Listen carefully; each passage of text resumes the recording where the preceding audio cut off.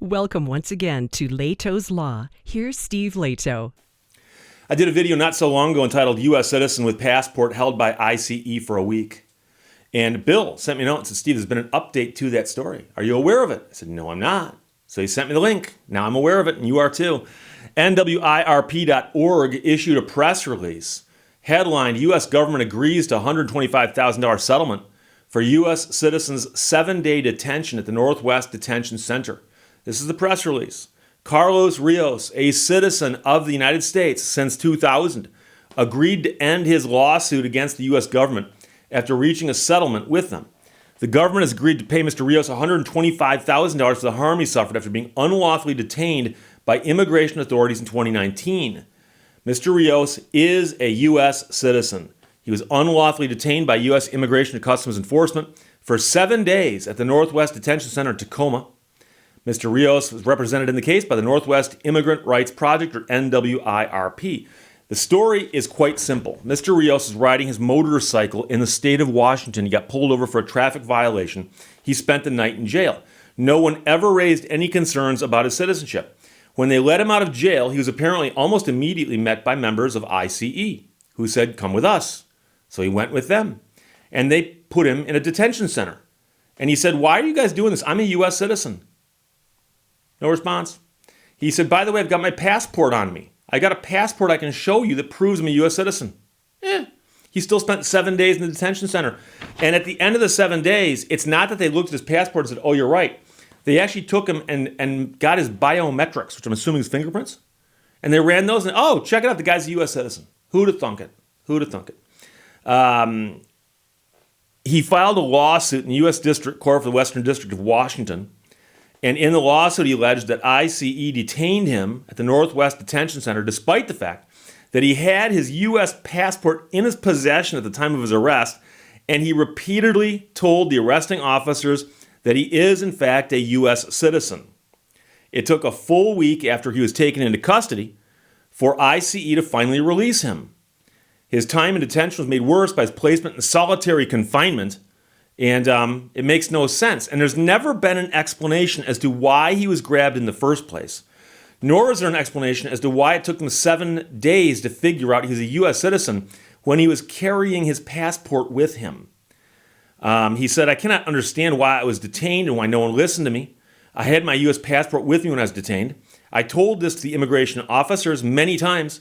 Even now, I still feel sad about what happened because it caused me so much harm to my family, my job. I hope they don't do this to anybody else." And the legal director for the Northwest Immigrant Rights Project, Matt Adams, said, "Mr. Rios is another example of what happened recently where immigration officers felt empowered to blatantly trample constitutional rights.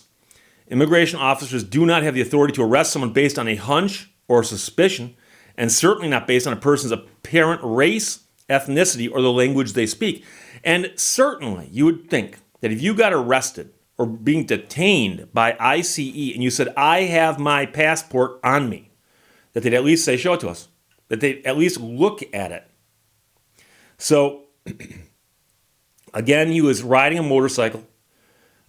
He was arrested, spent overnight in the local jail. When he got out of jail, ICE was waiting for him, and they grabbed him. And when he figured out who they were, he says, "Guys, I've got a passport. I'm a U.S. citizen." Didn't matter. It wasn't until he got his biometrics a week later. So a couple things happened. He did have a job lined up he was supposed to go to. He's a welder. Lost that job opportunity. His motorcycle was impounded. Cost him $750 to get his motorcycle back. And again, as noted, the entire time that this happened to him, he had his passport with him. They didn't bother to look at it. And I've mentioned before, and I mentioned in the video that I did previously, that I have a passport. I have a passport. And a passport is a pretty interesting document. I'm sure they can be counterfeited, just like anything can be counterfeited. But they appear to be fairly difficult to counterfeit because they've got a bunch of safety features in them, and they're rather robust documents. Like if you said, "Steve, make a passport," I couldn't do it. But I'm sure somebody out there's got the facility to do it. But a passport, besides having all of your information on it and a photograph, passport photo, it also has a number on it, a fairly long number. And that, I believe, is a unique number to that passport. So, if someone says to you, I have a passport, you think you'd say, show it to me. Let me see it. So they hand over to you something that purports to be a passport. It looks like a passport. Now the question is, if the passport's real and matches this guy, he's telling the truth. If the passport's not real, you should be able to look at it and go, this is a fake passport. Or if it looks real but you're not sure, I'm assuming, and by the way, in response to my previous video, I had several people chime in on this who said, Steve, I am in a position to know this, but that unique identifier number on your passport is something that can be looked up. And I've gone across borders many times in my life with my passport. I've seen them take the passport, scan it, and wait, if something pops up, okay, here you go, and they hand it back to me. Sometimes they stamp it. It's neat to get a stamp from a different country. But the point is that they have the ability to identify if a passport is authentic and is showing the name and the identification information for a real person who has a passport. So at that point, the only question becomes, is this passport for this person? Now, you can look at the passport photo, I suppose, and the question, I guess, is were the ICE agents going to say, well, he showed us a passport, but it didn't look like him? Is that what they're going to say? They never said it as far as I know. All the news stories I read on this, and I read quite a few, they never mentioned what the excuse was as to why the guy keeps saying, I've got a passport, and they don't seem to care. And then when they fingerprint him 7 days later, they say, oh, it turns out he's telling the truth. He actually is a U.S. citizen. And that passport he keeps telling us about is probably real. And I also mentioned in the previous video that he was held at a private, for-profit detention center.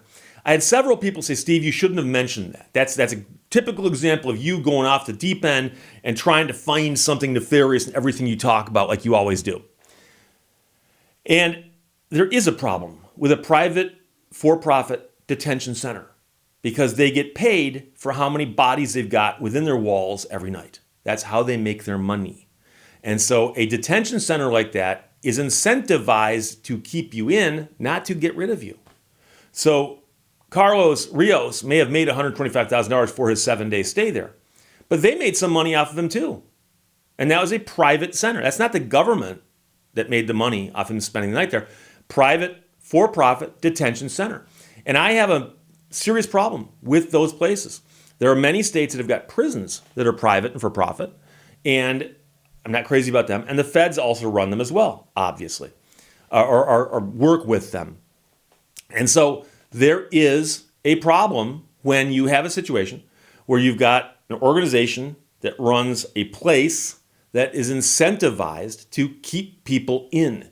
And I understand that if a prison has somebody who's sentenced to 20 years in prison, they should be incentivized to keep that person there for the full 20 years or until such time as a court orders them to be released early. But here, where this guy gets brought in and he's dumped there and he's saying, I am a U.S. citizen. Well, how often do the ICE people come in and talk to him? Because it's a private, for-profit detention center. Presumably, there might not be anybody on the premises at any given time who's there from the federal government. So I know some people are going to say, Steve, the guy got $125,000 for a 7-day stay. That's not bad money. Well, keep in mind that number one, he got grabbed at random.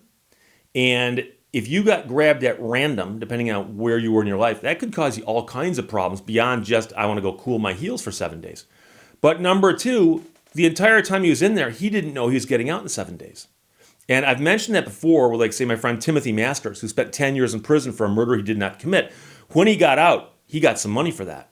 And I've had people say, Steve, the money he got made up for that. The entire time he was in prison, he thought he had a life sentence with no chance of parole. And so the entire time he had that dread hanging over his head, didn't know if he's ever going to get out, didn't think he's ever going to get out, and he knew he didn't belong there. So Carlos Rios gets picked up. He says, I'm a U.S. citizen, I've got a passport. And they go, off the detention center for you. And he's there going, okay, what's going on now? Because I am a U.S. citizen, I do have a passport, and they won't look at it, and they're going to hold me without telling me why? So $125K is a good chunk of money, but most people if they're given the choice, do you want $125,000 in cash, but in exchange for that, we get to grab you at random and hold you for a period of time, and we're not going to tell you for how long, and then you get let out in a week. Obviously, you'd know that, but the point is that you can imagine there's points in your life where if that would happen to you, it would cause a lot more harm than simply you missing, like, say, 7 days of work. So it's a crazy story. I'm glad he got his money. I'm glad they ended it. And I certainly hope that somebody will look into why ICE would pick somebody up, drag them off to a private for-profit detention center, not tell them why they're being held, and then ignore them when they say, I am a U.S. citizen and I've got a passport. Because I've got news for you. All us U.S. citizens, all of us, are equal. We're all equal. So there you go. It's a story that ends well, but started quite strange. Bill, thanks for sending it from nwirp.org. U.S. government agrees to $125,000 settlement for U.S. citizens' 7-day detention at the Northwest Detention Center. Questions or comments, put them below. Let's talk to you later. Bye-bye. Thank you for watching Lehto's Law. Life is a question, and how we live it is our answer.